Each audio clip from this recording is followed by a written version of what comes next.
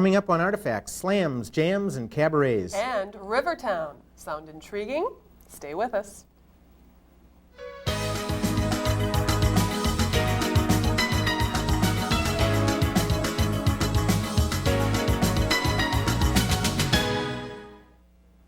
Welcome back. I'm Phill Lindsay. And I'm Zahn. And we've got an exciting show for you. We're going to have some guests on to talk about some of the venues for poetry slams, some of the new music jam scenes, and we're going to talk about people about cabarets and coffee houses. And I've got some folks here from the Rivertown International Film Festival. It should be a really good show. But before we introduce our first guests, we'll have a bit of a slam from the Loft. I'm going to do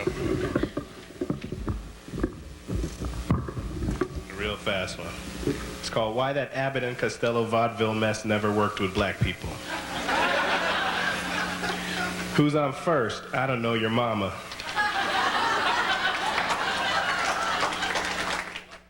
But our neighborhoods, our families, us, and I thought I was free, but it got to me.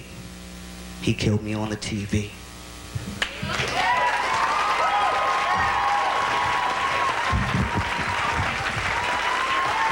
Black Q. A little dose of reality. That's right, it's just poetry. And you can find it on your TV sometimes, but it's more likely to be exactly what the indictor had to say to himself as he began to realize that you can't blow up the television until you're on it yourself. Black Q on his way. Let's see what the judges have to do. Uh-oh, it looks like Mike Tyler is entering into the scoring system here. Some scores, 9.2, 9.5, 9.75, 10, and 10. Two tenors. First of the night. All right. That's Mr. Q to you, buddy. We bathe in a love song which is finally floral. Our robes are covered with the scent of gardenias and sage, of freesia, frankincense, and freshly raked leaves. And he was the proudest husband ever of the best woman anywhere. He was the most gentle and kindest of men, from whom I cannot remember having heard an unkind word, even after a botched runaway in my teens, using his Southern Pacific rail pass for a free ride to the Angels town. Which he never got mean about, just disappointed. And we're back. In the last few years in the Twin Cities, a number of, you might call them unconventional venues have opened up for people to read their poems or their other writings, people to do their music, and performers and performance artists. And in this edition of Artifacts, we're going to talk with some people who are part of the scene, both in the slams, the jams, and also the cabarets that are going on in the Twin Cities. And I've got a lively crew here to talk about what I'm labeling slams, but I know the venues vary a little bit. And who we've got here, we've got John Dougan, who is the marketing director at the Loft, and they've done some slams in the last year or so. Ponytale, who is a performance artist, and I might add an uncompromising performance artist. And Susu Jeffrey, a poet in the Twin Cities, who's been involved with poetry and getting that out to the people for a number of years. Yeah, about a dozen years. Is that right? Okay, let's start with a loose definition. What do we mean when we say poetry slam? I think a lot of people that are watching this show are probably unfamiliar. John, do you want to just start us off? Well, the term slam came around through a couple of sources. It started in Chicago at a place called Green Mill, and also it was going on in the New Eurekan Poets Cafe in the Lower East Side, New York. And in a nutshell, it was designed for poets to be active participants in a kind of immediate critical enclave. You had an audience that was kind of deputized to rate people's poems on a scale of 1 to 10. And artists would show up at these venues and perform, and there'd be a small prize at the end. But it was designed to be a very immediate, exciting and active way of shaking poetry out of the kind of academic doldrums it had fallen into in the 70s, and the fact that it was a more immediate form of communication, an immediate form of art, and that it crossed many, many disciplines. So and the idea of slam you know, as it gave it this kind of immediate, active, really vibrant edge to it. So Yeah, you sort of take notice when you hear poetry slam. I mean, there's kind of a disconnect all of a sudden and catches your attention. We just saw a couple moments of a tape from a slam that the Loft produced. When was that, anyhow? Last winter? yeah, it was early, first week in December. We Okay, did, of 3 slams. 93 then. 93, Sure. right. And Ponytale, you've been involved in this, not only at that particular event that John was part of, but around town. And you want to talk a little bit about some of the other places that these slams are going on? Well, I think the interesting thing about getting spoken word out is a lot of people can get involved in it. And it's not just an established place or a reading house, but it can be like the Uptown Bar with the Minneapolis Poetry All-Stars and Spam and his crew. Copernicus was doing quite a few things a year and a half ago on getting the word out there. And one of the unique things about doing spoken word projects, whether slams or some of the fresh stuff that's happening, is people are writing like for the moment. I mean, they're not like staying at home and like hiding away. They're out there. They're writing a piece right there to be read that night, you know, and it's bringing it like fresher. So in other words, the event is a little more of the moment, but also the writing. Right. Okay. I'm not sure everybody was aware It's of it. very situational. I mean, Yeah. a lot of it's very immediate and very active, and it's things that I've been at slams where poems spot or something's written as someone's waiting to go up. They may have something prepared to do, and as they hear other poets, they're moved to do something else, and they'll write something in their seat waiting to go on. So it is very, very immediate, very fresh. Sounds exciting. And did you have something else? I was saying, the nice thing about it being spread out the way it is everybody's getting involved in it. Like I said, from nightclubs to MTV to, you know, the Loft, and I mean that changes the Loft's image totally. It brings them out to the forefront of new things that are happening, and it gets anywhere age-wise involved. It's not something that you have to be an established poet. Some of the most striking people in the Twin Cities that won some of the slams, like the one at Rogue, was Black Q. And I believe he's 19 years old and just really powerful in what he had to deliver. Actually, we get just a moment of applause for his reading, and then a little bit of the mechanics of a slam, where the votes are actually taken and they're tallied up. Susu, I know you're involved in poetry that's going on right now, but in one sense, this isn't new either. I mean, getting the poetry out to the people has been going on. Well, poetry has always been an oral art form, and when it got locked on the page, it got real boring and incestuous. And so it's becoming more of a verb again. I like that, a verb. It should be a verb. It is a verb because it's active, and it comes from the voice and it comes from the breath. The breath is the source of life. I mean, the Bible starts with a word, right? Mm-hmm. Yeah, so do we. So do we. Yeah. Tell us about Poetry for the People. This is something you brought here. And Poetry for the People came from San Francisco, and we used to do street poetry. We used to do subway poetry. We passed out poems to people on the street. For example, the morning after John Lennon died, we had poems out on the street giving them away to people to memorialize his life. That's the immediacy that you talked about. But it's also emotion, it's charge, and it's heart. And it is essentially performance art delivered through the mouth with using the whole body. And so there's, Ponytale was mentioning this too, there's sort of a crossover, I think. I mean, it's not just words that are written that somebody's reading, but sometimes it's other kinds of performance art and that sort of thing as well. Well, it's like with House of Pain Productions, one of the things that we try to do is give people who want to mix different things up or want to do either music with their poetry or just music and following poetic lines and I like the word spoken word rather than like poetry slam. I like spoken word slam because then it brings what like Henry Rollins is doing into it and some of the other artists that are out there who have been known for their verbiage in a band, but now they're getting out there and taking it just without the music behind it. Okay, now I'm old enough to remember The Last Poets, and I found them to be just instrumental, no pun intended, about merging words in the spoken word with a beat, for instance, and getting topical stuff out there. So are there some antecedents? I mean, where did this come from? I mean, well, classically. Yeah, well, when we did Minnesota Poetry for the People, we had a percussionist and 4 poets. And we included music and performance. So it was very active. It wasn't quite as static as some of the slams are with just getting up with a piece of paper in front of you and reading. We had rehearsals, and we even got an arts grant. Wow. Oh, yeah. That was pretty legitimate. Speaking of which, when I think of the Loft, I might use the term venerable. I mean, it's a fairly conventional place. I mean, That's a nice term. yeah, and I mean that, you know. I said I'd be nice, but he's... No, and I mean that. Right. No, Yeah. I mean that in a positive way. But it's fairly conventional in what it does. It brings in people with the classes, and it certainly has a magnificent reading series and things like this, and gets into the nuts and bolts of how to help people write.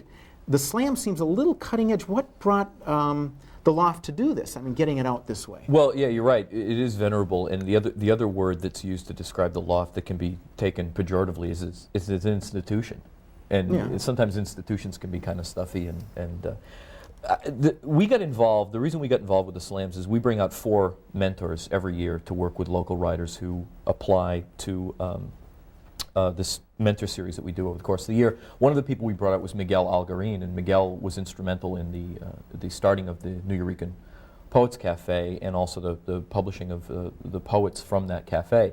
Through Miguel, we found out that he was interested in having the New Eurekans go on the road, and with a co-sponsorship with The Walker, we were able to combine our resources and bring all of them out here. Miguel was coming out anyway.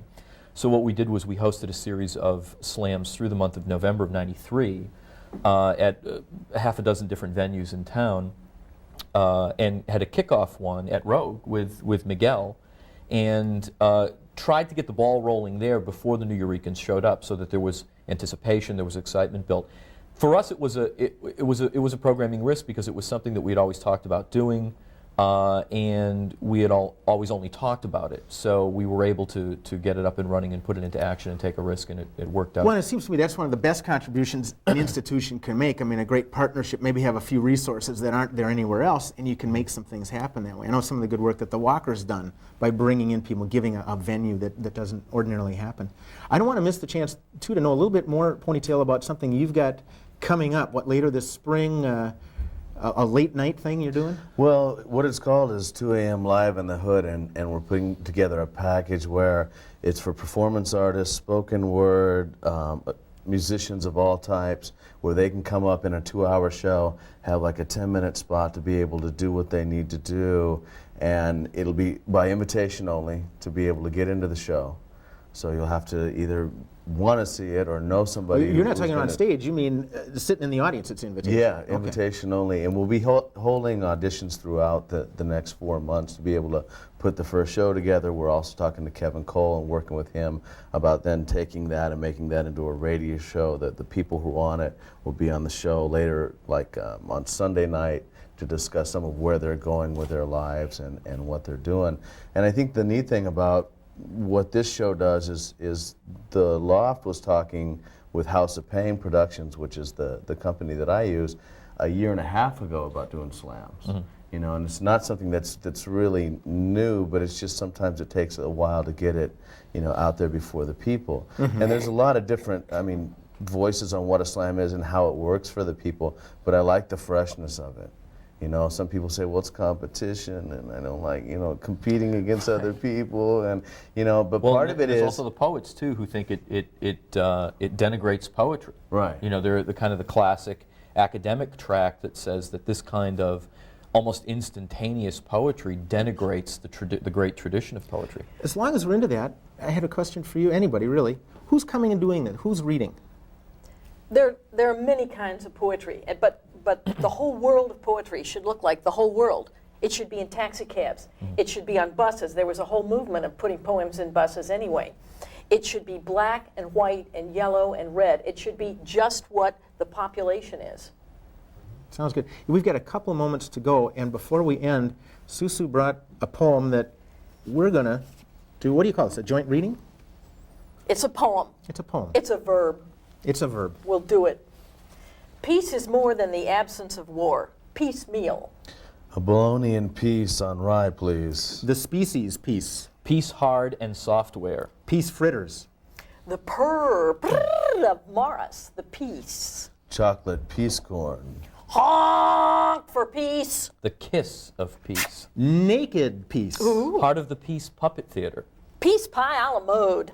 Webster's Peace Collegiate. Going to the Peaceteria to hear some great peacadelic bands. Expectations. Compiecing the garden. A bolt of peace. Insti-peace. Peacehood. Mantra in the key of peace.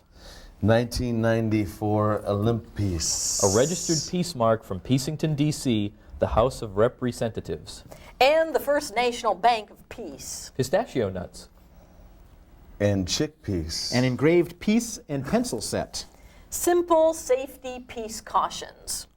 A piecist from the Peace Exchange with a Peace-aganda film. The Leaning Tower of Peace. Playing 5-piece stud. And eating peace witches. A subconscious peace. Minding your peace and cues. Peaceological. Sine qua pax, without which peace. The Declaration of Peace. RSV peace. There you go. Piecemeal. Thanks, everybody. We're out of time. I want to thank everybody. I want people that are watching this show to pay attention and find out where the next slams are going on, where the spoken word is finding its way out there in everyday life. If they want to get a hold of us, we have a number for the live show. It's 228-1544. Okay, To thanks. be able to call in. That's great. And we'll be back in a moment to talk about some of the jams going on around town. But first, let's take a look and a listen to Loading Dock Live from a few years ago.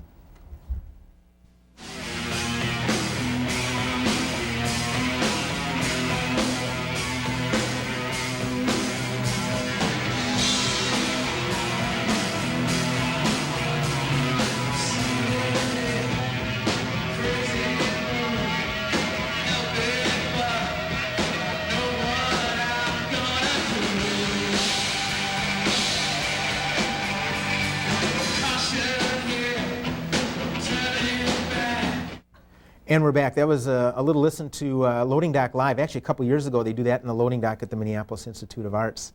And in this segment, we're going to have Janet Zahn come back and co-host this with Hugo Klaers, who's a drummer and performs with musicians, and Jim Meyers, who is a columnist with City Pages on the music scene. And thank you, gentlemen, for joining us. Sure. Thank you. And what we wanted to talk about is sort of the venues, some of the new places that people are going to hear and see music in the cities.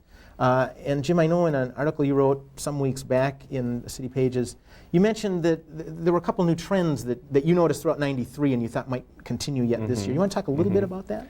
I just see the musical city expanding, and I think there's just a little more intermingling going on. There are more places to play. I mean, maybe a few years ago there were 2 main original rock venues, and now so many bars want to get in on that action. They think that's where crowds are, or that's what people want to see. So you've got the old 400 bar is now twice the size that it was and is booking a little more rockish bands, among other things. There's a quaint little kind of old rock and roll bar down on Hennepin, the 24 bar, right on the edge of downtown. That seems like the new kind of hip clique for emerging rock bands. And then it seems like other bars will do a little bit of original rock, from time to time. Maybe O'Gara's over in St. Paul will do a group. Caboose here and there. I don't know if I'm forgetting any other venues at the moment. Well, right. I mean, I guess I think of the Uptown and the Entry as like the standby. Those are those 2 classics you were kind of talking about. Right, where a lot of groups would just sort of get tired of playing, one and the other, 1 month the other, and now there's just so many more possibilities. Yeah. And with that, I think different groups are seeing each other, in different combinations or different bills, different lineups of bills and lineups of bands are happening on different nights. So there are so many bands and so many different places to play. I just see it in kind of a fresh new change. Well, and Hugo, as a musician, does that help just to have the more venues? I mean, is it definitely more it work? Helps a lot. And as he pointed out, there's so many more bands, it seems like, than there were 10 years ago, that you have to have outlets like this to get your music across. How come more bands? What brought that about? I've wondered that. I don't know how some of these bands can do it. I guess one theory I have is that some bands made it out of here successfully. I mean, starting with Hugo's band a while ago, they were maybe one of the first, original rock and music bands to come out of here, and then that was followed by the Replacements and Husker Du and Trip Shakespeare and the Gear Daddies and a couple of others. And I don't know. I think a lot of bands were inspired that You know, their old friends around the neighborhood or whatever could get a band together and become a fairly big deal with, you know, a lot of work and a little luck. And so, I don't know, I guess it's just a fun thing to do. Sometimes I look at, you know, on some cold nights when there's like a weeknight in February or January and there's not that many people in the club and there can't be much money in it, but I think bands enjoy it. I don't know. Yeah. Can you speak to that? There's a lot of personal satisfaction, you know, in being able to create a product and bring it to the market, you know, in a different sort of sense. You know, he's right. You know, I went to the 24 bar, you know, in January, and it was like 16 below, and there's probably 6 people or 10 people in the bar. But The bands are playing their hearts out. yeah, you know, it doesn't matter how many people come. It's nice to play First Avenue and have it sold out, but you have to start somewhere. Another thing I've seen with the increased number of venues is I just see a few more musical possibilities happening. Recently there's been kind of a growth of pretty free-form, almost improvised music groups happening. There's a band I like a lot called 8 Head. They're actually sort of a trio of established musicians, Mark Anderson and Dean McGraw and Jim Anton. People might really know Dean from the jazz and folk circles and so forth, but they've put together a group that is kind of like a progressive new age group that covers all kinds of styles of world music, world percussion, jazz, and like African guitar licks and African pop all merged into one pretty exciting thing. And then there's other groups of that sort that there's so many more places to play and possibilities that I think things are a little looser and a little more wide open than they might have been a couple of years ago, and there's things to watch along that line. Go ahead. Oh, well, I was going to ask about this, the music that's out there that you're describing maybe as alternative or whatever. And Hugo, maybe you could tell a little bit about the music that you're playing now as opposed to what the Suburbs were doing a number of years ago.